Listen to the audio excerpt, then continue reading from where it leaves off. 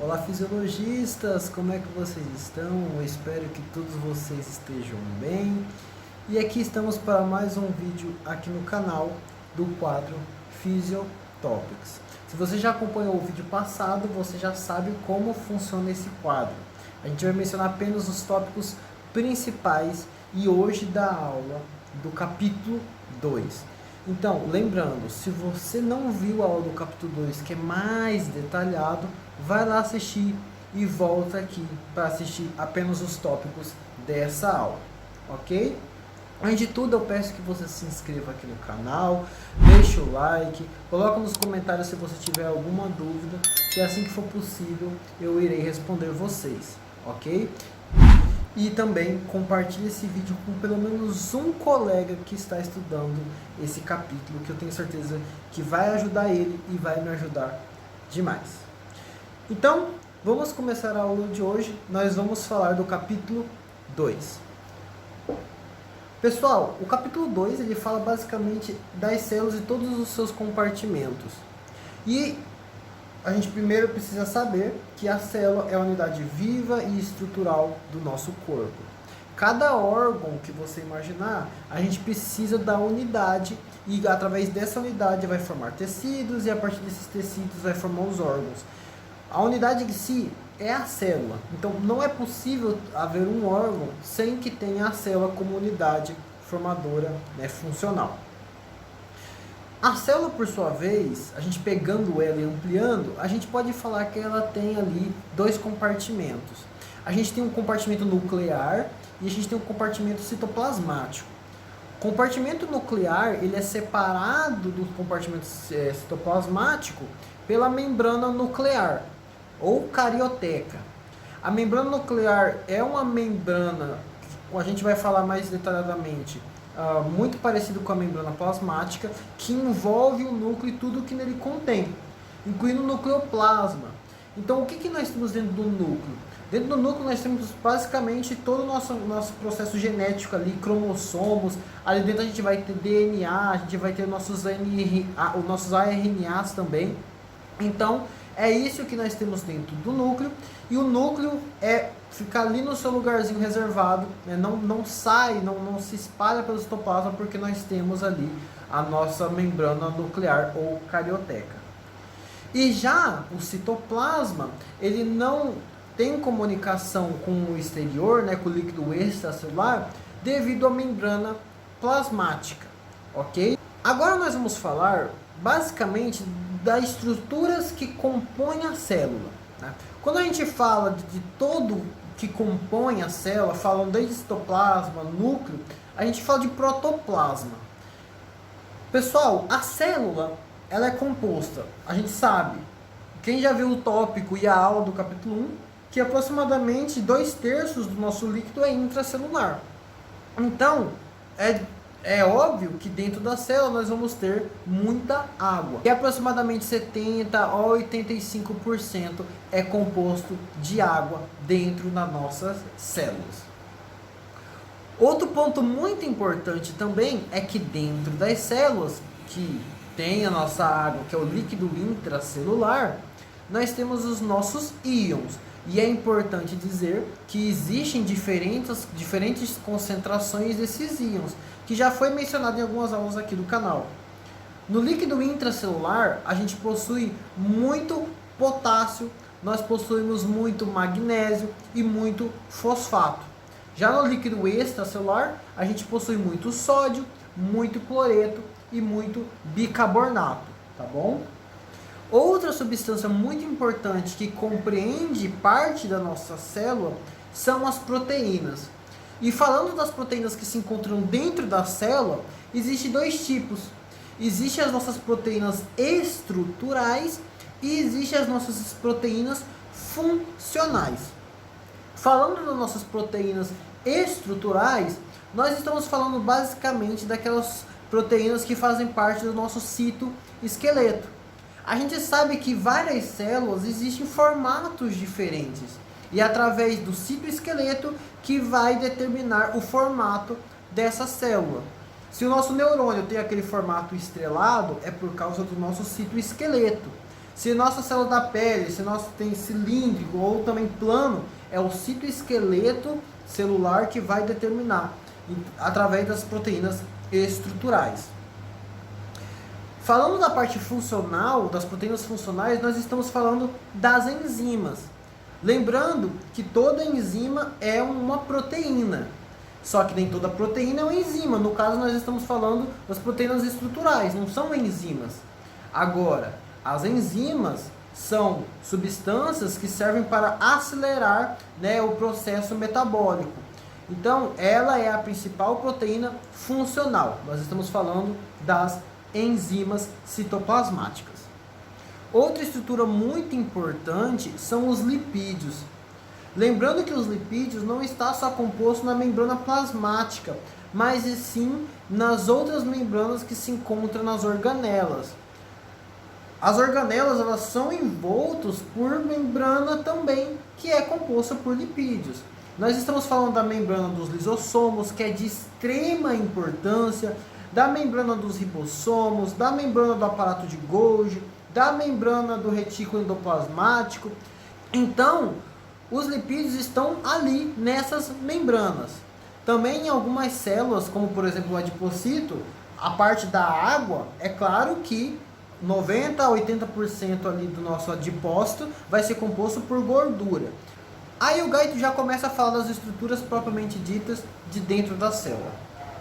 A primeira e mais importante estrutura que nós temos que mencionar é a nossa membrana plasmática. Pessoal, a membrana plasmática, como eu já falei anteriormente, é uma membrana que separa o meio externo, né, o líquido extracelular, do nosso líquido intracelular. Ela é uma bicamada fosfolipídica, ou seja, ela tem fosfato e tem lipídio. A grande importância da membrana plasmática, além de separar os compartimentos intracelular do extracelular, é que ela regula a permeabilidade da membrana. Ou seja, o que entra dentro da célula, quem vai regular isso é a membrana plasmática. A membrana plasmática também tem uma característica muito legal, que é chamada de mosaico fluido, porque ela tem colesterol no seu componente e deixa a membrana com formato fluido. Falando ainda da membrana plasmática, ela é composta também por várias outras substâncias. A substância mais importante, a parte da bicamada fosfolipídica, são as proteínas. Nós não estamos falando das proteínas intracelulares que nós estávamos falando que é funcional e estrutural. Nós estamos falando das proteínas que se encontram na membrana. E elas são de dois tipos. Elas têm as proteínas de transmembrana e as proteínas periféricas. As proteínas de transmembrana, de fato, são aquelas proteínas que atravessam de uma extremidade à outra da membrana plasmática. E elas são muito importantes porque é elas que vão servir como canais de transmembrana, transporte ativo secundário. E também nós temos as proteínas periféricas. As proteínas periféricas também podem servir como canais, mas também principalmente podem servir como receptores, como por exemplo receptores de alguns hormônios, por exemplo. Outra substância muito importante que também está ali na nossa membrana plasmática são os carboidratos. Só que os carboidratos na membrana plasmática vão se unir a duas substâncias, que vão ser as proteínas e os lipídios. Unindo essas duas substâncias, a gente vai ter as glicoproteínas e os glicolipídios. Essas substâncias formam os glicocálices. Glicocálice são essas substâncias compostas por carboidratos que são uma extensão da membrana plasmática. Ela pode servir como receptor. Os glicocálices também podem servir como adesão a outras células e até mesmo reconhecimento de outros tipos celulares, como por exemplo o complexo maior de histocompatibilidade. E agora, adentrando na célula, nós temos as nossas organelas. As organelas, pessoal, são ali pequenos órgãos que fazem as funções e cada organela tem a sua função diferente. A primeira organela que nós podemos mencionar é o retículo endoplasmático. O retículo endoplasmático, ela é uma extensão da carioteca nuclear. Então nós temos a membrana nuclear e a sua extensão é o retículo endoplasmático. Nós temos dois tipos de retículo endoplasmático. Nós temos o retículo endoplasmático rugoso e o retículo endoplasmático liso. Falando do retículo endoplasmático rugoso, a principal função é a síntese de proteínas, porque tem vários ribossomos aderidos ao nosso retículo endoplasmático. Agora, falando do retículo endoplasmático liso, a sua principal função é a síntese de lipídios. Mas, em algumas células, além do retículo endoplasmático liso ser chamado de outro nome, ele também adere a uma outra função. Falando das células musculares, nós falamos que o nosso retículo endoplasmático se chama retículo sarcoplasmático, porque sarco vem de músculo. E nessas células, além do retículo sarcoplasmático servir como síntese de lipídio, também vai servir no armazenamento de cálcio. Outra organela muito importante é o aparato de Golgi, ou também, livros mais antigos, chama de aparato golgiense. O aparato de Golgi basicamente serve para receber aquelas proteínas que foram sintetizadas pelo retículo endoplasmático rugoso. O aparato de Golgi pega essas proteínas que a início elas são sintetizadas em formatos muito grandes. E aí o nosso aparato de Golgi pega essas macroestruturas e vão fazendo certas clivagens nessas proteínas, fazendo ficar proteínas menores. Esse processo principalmente ocorre ali na síntese hormonal, na qual o hormônio é feito de material de tamanho molecular muito grandes, e depois, quando passa para o aparato de Golgi, ele termina com moléculas já biologicamente ativas, moléculas mais pequenininhas. Dali do aparato de Golgi são liberados as vesículas secretoras, que, se a célula for secretora, vai secretar pelo processo de exocitose para a corrente sanguínea, se nós estivermos falando, por exemplo, de uma célula hormonal. Falando de outra organela extremamente importante, os lisossomos compõem o aparato digestivo celular. Os lisossomos é importante por degradar estruturas que são daninhas às células, aquelas estruturas que já estão velhas, e também bactérias, que, por exemplo, quando um macrófago, uma célula de defesa, engloba uma bactéria, os lisossomos são responsáveis por se ligar a essa bactéria e destruir. Ela é uma organela muito perigosa, e é por isso que sua grande importância é a sua membrana dos lisossomos, que mantém essas enzimas proteolíticas ali dentro daquela vesícula. Porque se essas vesículas se romperem e cair no citoplasma, começam a degradar as células e aí vai ter uma morte celular não desejada. Outra organela são os peroxissomos. Os peroxissomos, pessoal, faz muita analogia com o fígado, porque ela pega substâncias que, se entrassem na célula, seriam muito perigosas, seriam tóxicas às células. Os peroxissomos, através de enzimas chamadas catalases, pegam essas substâncias e transformam em substâncias menos nocivas. Uma substância que é extremamente nociva para a nossa célula é o álcool. Então, quando o álcool, que é extremamente lipossolúvel, adentra na célula, os peroxissomos pegam o álcool e transformam em substâncias menos tóxicas, como, por exemplo, o peróxido de hidrogênio. E por último, uma organela muito importante são as mitocôndrias. As mitocôndrias são responsáveis por fazer aquela respiração celular. E a depender do tipo de célula, existe mais mitocôndrias ou menos mitocôndrias.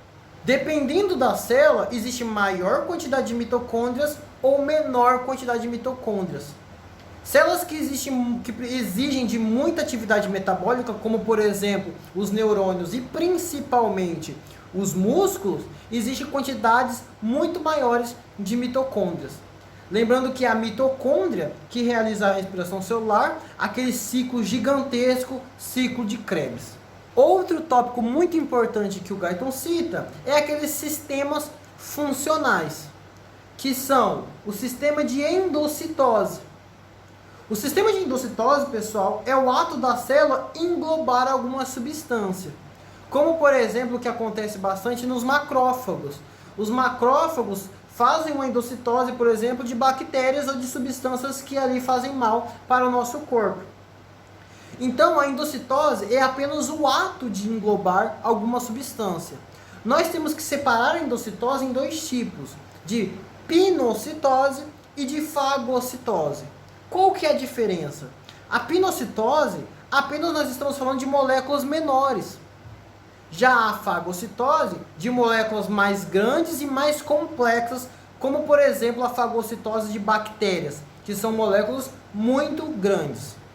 Já fazendo um gancho, quando uma célula de defesa fagocita uma bactéria, se está fagocitando é porque a substância é muito grande, ela realiza essa endocitose através de vesículas, que se chama vesícula endocítica, e aí os lisossomos se ligam a essa substância, né, essa vesícula pinocítica, e secreta as suas proteínas, né, as suas enzimas proteolíticas, e degrada, se for uma bactéria, para essa bactéria não se proliferar dentro da célula e também não causar uma doença. E por último, nós temos alguns tipos celulares que realizam locomoção. O principal tipo de locomoção, falando das células de defesa novamente, é o movimento ameboide. O movimento ameboide, ele é realizado porque algumas células existem pseudópodos, né, que são os falsos pés, que se ligam a um tipo de receptor e vai arrastando o restante do seu corpo celular, por exemplo. Quem faz isso são os neutrófilos, os eosinófilos e todas as células de defesa. O mecanismo que faz essa mediação é a quimiotaxia. Quimiotaxia, pessoal, é um lugar que é muito concentrado de substâncias inflamatórias. Então, por exemplo, se nós temos ali uma agressão celular e esse lugar fica inflamado, ali vai começar a proliferar, por exemplo, bactérias, e essas bactérias, por sua vez, acabam gerando sinais ali inflamatórios, que vai fazer com que as células de defesa cheguem nesse foco inflamatório. E essas células de defesa, por sua vez, vão liberar mais substâncias quimiotáxicas, como leucotrienos, prostaglandinas, e esse local inflamatório fica muito concentrado dessas substâncias químicas. Essas substâncias químicas que fazem a atração de mais células de defesa. Esse processo é chamado de quimiotaxia. E por último, outro tipo de locomoção é a locomoção ciliar. A célula que mais usufrui desse tipo de locomoção é o espermatozoide. Mas existem vários outros tipos celulares, como por exemplo, as células ali da trompa uterina, as nossas células aqui do sistema respiratório, todas elas possuem cílios. Nesse caso, não utiliza como locomoção, mas sim como mecanismo de defesa para expulsar agentes que podem causar irritação na nossa via respiratória. Ok, pessoal? Eu espero que vocês tenham gostado dessa revisão, né, desse quadro aqui chamado Physiotopics. Lembrando que se você não entendeu algum conceito, nós temos uma aula bem grandona do capítulo 2 que eu vou deixar aqui em cima. Por favor, não se esqueça de se inscrever e de compartilhar com o seu colega. Pessoal, eu vou ficando por aqui. Grande abraço e tchau, tchau.